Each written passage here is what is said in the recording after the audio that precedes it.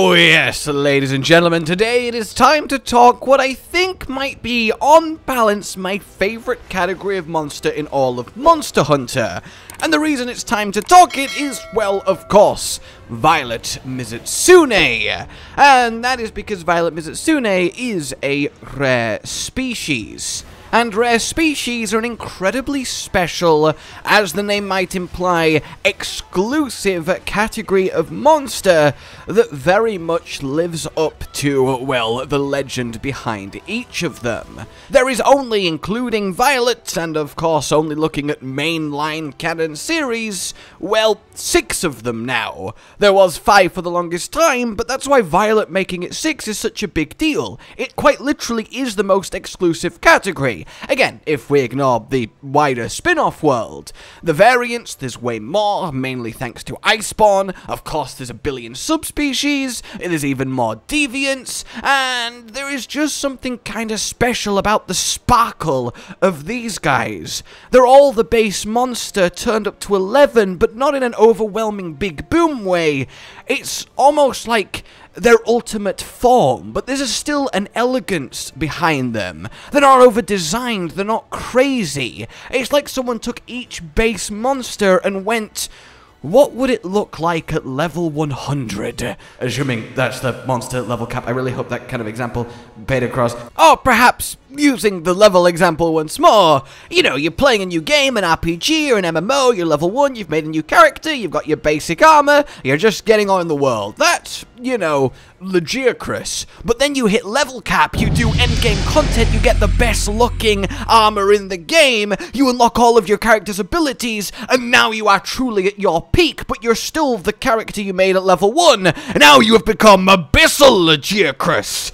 Does that do it? Does that help? I'm just gonna stop. The point being, there is something just very, well, appreciable about each rare species. The Metal Rafts, of course, the first 2 to arrive in the first generation, kind of, well, speak to the entire classification.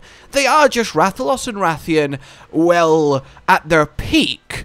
They're not crazy different, they're not hugely aesthetically different, it's just a lustrous silver, a shining gold, both resplendent, but both representing the true apex of Rathalos technology. And that really is quite beautiful to me. Of course, then, in the 3rd gen, we got Lagiacrus. Lagiacrus, to, well, answer the question, what does a deep sea, a dark sea Lagiacrus look like? Well, abyssal, skin turned obsidian, lightning, crackling deep blue and turned up to 11, but very much Lagiacrus. Nargacuga, from some faraway, long undiscovered and forgotten place, lurking, with the power to conceal itself, with glimmering dapples against the moonlight, venom infused into its being, and an extra deadly air of grace and power.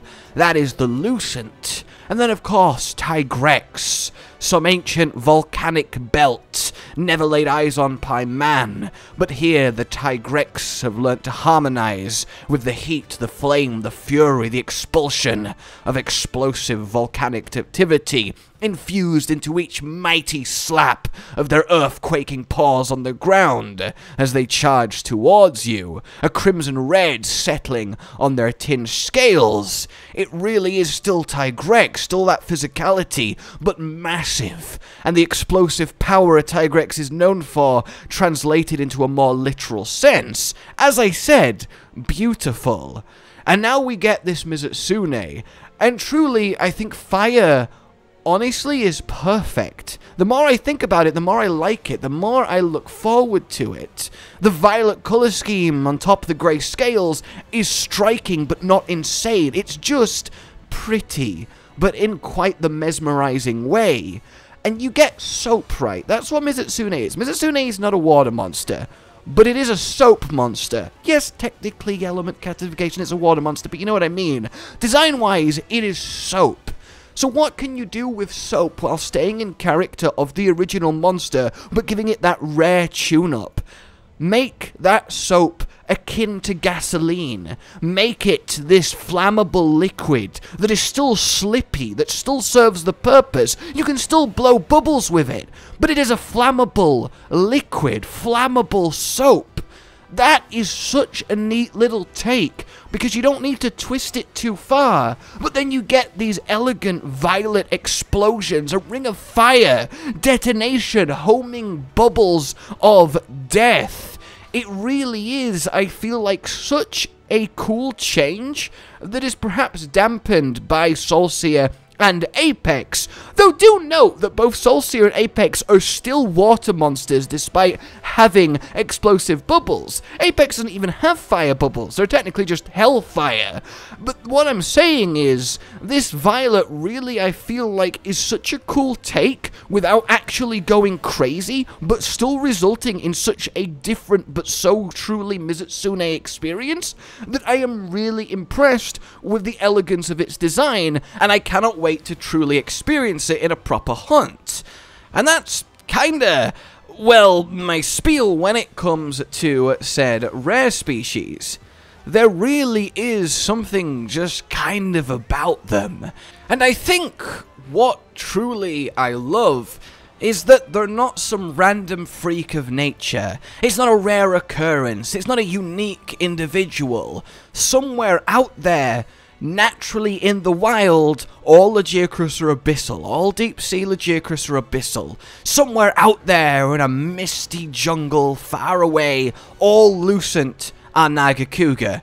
Wait a minute. And somewhere, as I said, in some hot place. I didn't want to say volcano again, so I went with hot place. Somewhere in a hot place.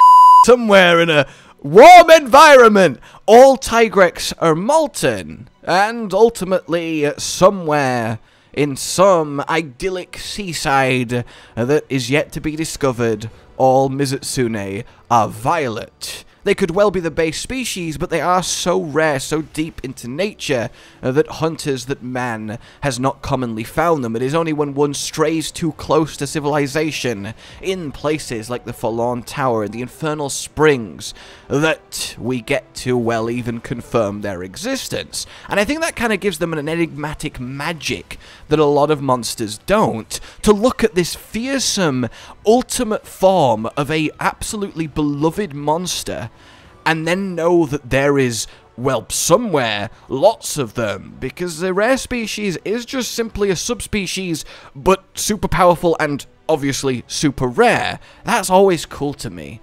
Except, of course, the Metal Wraths, which is just an incredibly low chance to happen when a normal Rathalos or Rathian hatches, so technically they should be variants, but let's just not think about that. And I think it does help that, well, it's Rathalos, it's Rathian, it's Lagiacrus, it's Nargacuga, it's Tigrex, it's Mizutsune. They are really, I mean, for good reason, some of the most loved monsters that exist. It's not like we're over here like, hey, let's give her like a rare species to Gypsaros. I don't think that would quite capture the same sort of, well, grandeur. Though then again, a rare species Gypsaros would be one of the best plot twists ever. And now that I think about it a little bit more, like, imagine super play death. He just kind of slides along the floor while dead. I don't know why that was the best idea I came up with on the spot, but hey, there you go, rare Gypsaros floor death sliding. Anyway, the point I'm making is I really think rare species are awesome, and every single one of them is exceptional, both to look at and both to hunt and both to wear.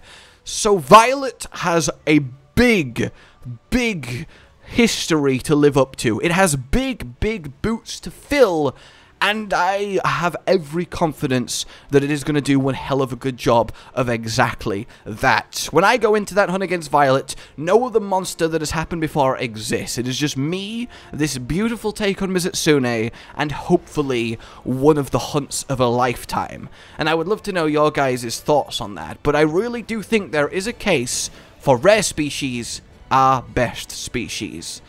And that's kind of all I want to say today. Let me know how you're feeling on the topic, like if you enjoyed this, subscribe and hit the bell for more. Consider supporting the future of the channel on Patreon down below, and until we meet again, a goodbye. Josh, Cotton, and Hollow with the videos, dropping the humor like a hammer on your tippy toes, bringing entertainment on a daily arrangement to take our insanity and turn it into entertainment. Yes, I said entertainment twice, to reiterate that it is nice to look into your faces on a mostly daily basis when you let us in your homes to make the whole world our stage. Goodbye.